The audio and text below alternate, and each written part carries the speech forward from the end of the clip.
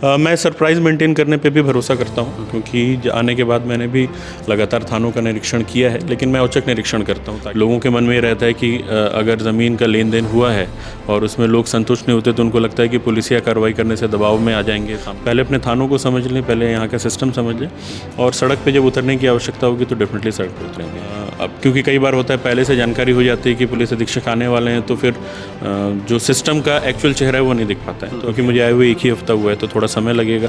जब लोग अगर कुछ बताएंगे इस संबंध में तो उसकी जांच की जाएगी, और अगर थानों में ऐसा कोई आवेदन पेंडिंग है तो उसके ऊपर भी। देश की या राज्य छत्तीसगढ़ की पुलिसिंग की अगर बात करें कि बहुत सारी योजनाएं बनती हैं, बहुत सारी कार्य योजनाएं बनती हैं, और जैसे कि दुर्ग ज़िले की बात करें तो अपराध और अपराधियों के लिए एक प्रकार का सेंसिटिव ज़िला दुर्ग ज़िले को माना जा सकता है। यहाँ हर किस्म के अपराध हुए हैं और हर किस्म के अपराध होते भी हैं, और उसको देखते हुए पुलिस अपनी अपनी स्ट्रेटजी बनाती है, और जो भी बड़े बड़े अधिकारी आते हैं अपने अपने हिसाब से उस स्ट्रेटजी का पालन करते हैं। आपने अभिषेक पल्लव जी को देखा होगा, तो उन्होंने अपने हिसाब से स्ट्रेटजी बनाई थी, और उनके हिसाब से कानून और प्रशासन के लिए जो हिफाजत के लिए जो कदम उठाए जाना चाहिए थे वो किया जाता था। अभी नए साहब आए हैं, शलभ सिन्हा साहब हैं, और वो कमान संभाल रहे हैं। सर, जैसे कि नए अफसर आते हैं, हर बार यही बात होती है कि पुलिसिंग को मजबूत किया जाएगा, पुलिसिंग के लिए आप सीसीटीवी का इंतजाम करें, किराएदारों की सूची बताएं, और नए तरह की प्लानिंग, ड्रग्स पे ऐसा प्रहार करेंगे। तो सर, ये चीज़ें आखिरकार ये सवाल हमेशा रह क्यों जाते हैं? कुछ मतलब बड़े स्तर पे इन चीज़ों के मतलब कोई एक तो चीज़ बंद होनी चाहिए। देखिए, क्योंकि सोसाइटी में लगातार पॉपुलेशन भी बढ़ रहा है, कई लोग हैं जिनको कि गलत काम करने में एक शायद अलग टाइप का एक खुशी महसूस होती होगी। तो वो लोग जो हैं कि वो हम उनको कितना भी जेल भेजते हैं वो बाहर आते हैं, फिर चालू करते हैं, फिर जेल भेजते हैं, फिर बाहर। इस वजह से कई बार ऐसा होता है कि कोई चीज़ जो है कम्प्लीटली बंद नहीं हो पाती है। लेकिन पुलिस हमेशा प्रयास करती रहती है कि जो आम आदमी है उनको कभी भी इस तरीके की कोई परेशानी का सामना ना करना पड़े, और ऐसे एलिमेंट से उनकी जो है ऐसे एलिमेंट से कभी भी उनको कोई नुकसान ना हो, कोई असुरक्षा की भावना उनके मन में जागृत ना हो। जैसे कि दुर्ग जिले की अगर बात करें सर, तो जैसे शंकर नगर, विजयनगर स्टेशन इलाके में हर बार पुलिस की जो टीमें हैं वो काम करती हैं, और ब्राउन शुगर जैसी चीज़ पे काम करती हैं, और जो छोटे मॉड्यूल हैं उसको पकड़ा जाता है, पेडलर को पकड़ा जाता है। लेकिन जो कनेक्टिविटी अक्सर निकलती है नागपुर से निकलती है, तो नागपुर से जो ये चीज़ के मेन सप्लायर हैं या बड़े कार्डर हैं वो उन तक आज तक नहीं पहुँचा गया है, और छोटे लोगों को पकड़ा गया है। वो क्या हो पाएगा? इसमें बिल्कुल हम लोगों ने अभी कुछ दिन पहले कार्रवाई भी की थी, जिसमें 270 के आसपास पुड़िया ब्राउन शुगर हमने बरामद किया था। तो जो इनके कैरियर्स हैं, कैरियर्स को और प्रोफाइलिंग करके उनसे मोबाइल वगैरह डिटेल निकाल करके जो मेन किंग पिन है उन तक पहुंचा जाएगा। अगर दूसरे राज्यों में है तो दूसरे राज्यों की पुलिस से भी इसमें सहयोग मांगा जाएगा, क्योंकि उनके सहयोग के बिना दूसरे राज्यों में कार्य करना थोड़ा सा मुश्किल हो जाता है। तो कोशिश करेंगे कोऑर्डिनेटेड एफर्ट से एक अच्छा रिजल्ट लेकर आएँ। गांजे का एक कारोबार भी चलता है सर छत्तीसगढ़ में, और छत्तीसगढ़ में भी होता है, और छत्तीसगढ़ एक ट्रैवल रूट है, और उड़ीसा कनेक्टिविटी है, और उड़ीसा से बहुत बड़े बड़े कार्डर यहाँ सप्लाई करते हैं, और यहाँ से लाकर यहाँ उसका बिजनेस करने वाले भी लोग हैं। जैसे स्टेशन पारा है आपका, रिसाली इलाका है, रुआ बांधा इलाका है, उन जगहों पे आज भी उनके जो कारोबारी हैं वो हमारी जानकारी में भी आते हैं, आप लोगों के यहाँ भी पहुँचती हुई जानकारी। तो इसको टोटल कोलैप्स करने के लिए क्या उड़ीसा तक भी धमक रहेगी पुलिस की? बिल्कुल, माननीय मुख्यमंत्री जी ने भी निर्देशित किया था कि हमको उड़ीसा के साथ में एक जॉइंट एफर्ट लगाना है। इस संबंध में काफ़ी कार्रवाई हुई है। जो बॉर्डर के डिस्ट्रिक्ट्स हैं उसमें भी चेक पोस्ट बने हुए हैं, जिसमें काफ़ी ज़्यादा मात्रा में रिकवरी हुई है, और हमारे शीर्ष अधिकारी जो हैं वो उड़ीसा के वरिष्ठ अधिकारियों के साथ भी कोऑर्डिनेशन बैठक ले चुके हैं। तो काफ़ी हद तक इसमें एक डेंट लगा है, जो एक पहले जो कारोबार खुलेआम होता था, और उसके बाद भी अभी भी जो चोरी छुपे कारोबार कर रहे हैं उनके ऊपर भी हम लोग शिकंजा करने का पूरा प्रयास करेंगे। अमूमन जब से पुलिसिंग को हमने पत्रकारिता में देखा है सर, तो उसमें यही कहा जाता है, और जो भी नए अधिकारी आते हैं कहते हैं कि जो किराएदार हैं उनकी सूची उपलब्ध कराएं, और जनरली ये होता नहीं है। जो किराए पे देने वाले लोग हैं ऐसे ही दे देते हैं, और जाहिर सी बात है जितने भी अभी क्राइम के जो केस ट्रेस हुए हैं उसमें कई लोग जो बाहरी राज्य के गैंग हैं वो आए, और वो यहाँ रुकने के बाद प्लानिंग करने के बाद एक बड़ी घटना को अंजाम दिया। तो इस तरह से जो ऑपरेंडी चल रही है सर, इसको प्रॉपर मॉनिटर नहीं हो पाता सर।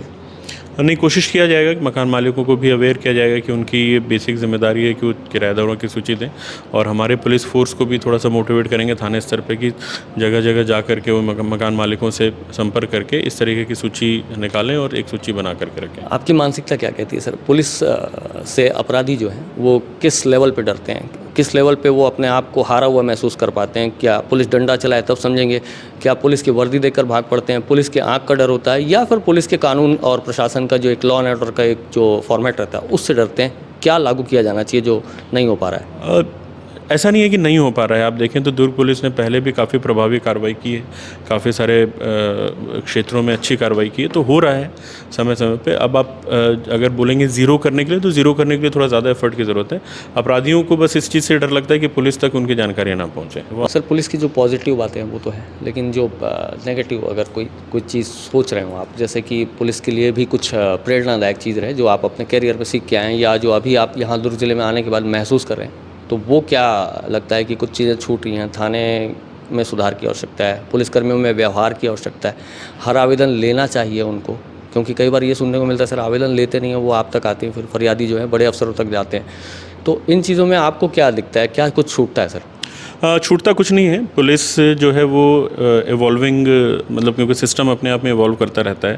पहले लोगों की भी मानसिकता अलग रहती थी, अब लोगों के अंदर जागरूकता ज़्यादा है। कई लोग उस हिसाब से कोप अप कर जाते हैं, कई लोग नहीं भी कर पाते हैं।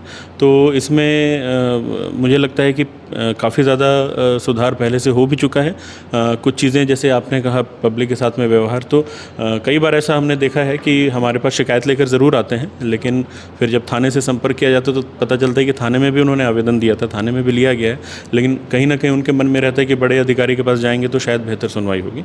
लेकिन डेफिनेटली कहीं ना कहीं थोड़ा बहुत गैप तो है ही, थोड़ा लैग तो है ही, उस पर काम किया जा रहा है और आगे भी काम किया जाएगा ताकि बेहतर परिणाम लोगों को मिल सकें।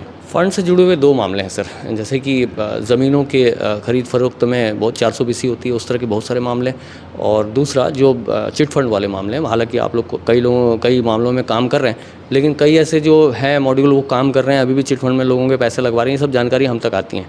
तो ज़मीनों से जुड़े हुए मामले और ये चिट फंड वाले मामले, इनको खास तौर पे मॉनिटर करने के लिए, क्योंकि ये फंड वाला मामला है सर, फंड फ्रॉड वाला मामला है, ये अक्सर आते रहता है। ज़मीनों के मामले में तो क्योंकि रेवेन्यू एडमिनिस्ट्रेशन भी इन्वॉल्व रहते हैं, तो उनके साथ में कोऑर्डिनेट किया जाता है। जनरली लोगों के मन में ये रहता है कि अगर ज़मीन का लेन देन हुआ है और उसमें लोग संतुष्ट नहीं होते, तो उनको लगता है कि पुलिसिया कार्रवाई करने से दबाव में आ जाएंगे सामने की जो पार्टी है। लेकिन अक्सर उसमें देखा जाता है तो टेक्निकली वो रेवेन्यू का मैटर होता है। रेवेन्यू का मैटर होने के कारण जो है कि वो लेकिन जो फ्रॉड होते हैं सर 420 तो आप ही लोग दर्ज करते हैं। हाँ, तो जहाँ मतलब मैं आपको वही बता रहा हूँ कि जब आप देखोगे किसी मैटर को, तो प्रथम दृष्टि ऐसा लगता है कि आपसी लेन देन का मामला है। फिर जब उसकी जांच की जाती है तो कई बार ये भी होता है कि आपसी लेन देन का मामला ही निकलता है, और कई बार ऐसा लगता है कि जालसाजी, उसमें 420 किया जाता है। अब वो अलग अलग केस टू केस होता है, ऐसा नहीं है कि ओवरऑल ब्लैंकेट सब में 420 ही दर्ज कर दी जाती है। जो चिट फंड वाले मामले सर, चिटफंड के मामलों में काफ़ी कार्रवाई हुई है। राज्य शासन की जो मंशा है उसके हिसाब से कुछ लोगों के पैसे भी वापस हुए हैं, क्योंकि कई सारे कंपनीज ऐसे हैं जिनकी जो प्रॉपर्टीज़ है वो दूसरे स्टेट्स में है, तो इस वजह से उनके साथ भी कोऑर्डिनेशन चल रहा है। तत्काल में जो हमारे यहाँ पे नियम है वो उनके यहाँ पे नियम नहीं होते हैं, तो उससे थोड़ा सा गैप बनता है। लेकिन प्रयास है, काफ़ी लोगों को हम लोगों ने काफ़ी डायरेक्टर्स को गिरफ्तार भी किया है और उनके प्रॉपर्टीज़ अटैच भी किए हैं। उसी लिए सर किराए से जुड़ा हुआ सवाल, जैसे कई बाहर की कंपनी आती हैं, किराए पे एक दुकान लेती हैं, दुकान पे अपना एक नाम रख लेती हैं XYZ फाइनेंस कंपनी, और वहाँ पर पैसे लगवाती हैं। तो अभी भी ऐसा कुछ होता है सर, और जानकारी अभी तक मेरी जानकारी में, जब से मैं आया हूँ तब से अभी तक मेरी जानकारी में नहीं है, क्योंकि मुझे आए हुए एक ही हफ्ता हुआ है, तो थोड़ा समय लगेगा। जब लोग अगर कुछ बताएंगे इस संबंध में तो उसकी जाँच की जाएगी, और अगर थानों में ऐसा कोई आवेदन पेंडिंग है तो उसके ऊपर भी। एक अंतिम सवाल है सर, जैसे कि अभिषेक पल्लव साहब को ड्यूटी करते यहाँ लोगों ने देखा है, नाइट गश्त करते देखा है, और क्रिमिनल से बात करके उनको ट्रांसपेरेंट स्वरूप में प्रेस के सामने रखते हुए देखा गया।